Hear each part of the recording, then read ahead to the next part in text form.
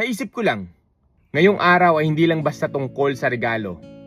Ito yung araw ng pagpupugay para sa mga amang katulad ko, na laging pinipiling tumayo at bumangon kahit na ang buhay ay pilit kaming pinapabagsak. Mga amang patuloy na nagpapakita ng tapang upang harapin ang buhay. Mga amang hindi nahihiyang ipakita ang kanilang kalyo, patang-patang katawan at mga matang lumuluha. Pero patuloy na may oras para magturo, maging gabay at mahalin ng buong puso ang kanyang pamilya.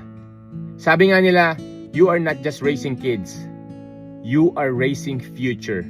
So kung ikaw ay isang ama at napanood mo to, kapatid, tuloy-tuloy ka lang. Ang iyong presensya ay importante. Ang iyong lakas ay importante. Ikaw ay importante. Happy Father's Day. Don't forget to pray, be good, do good, and spread the love.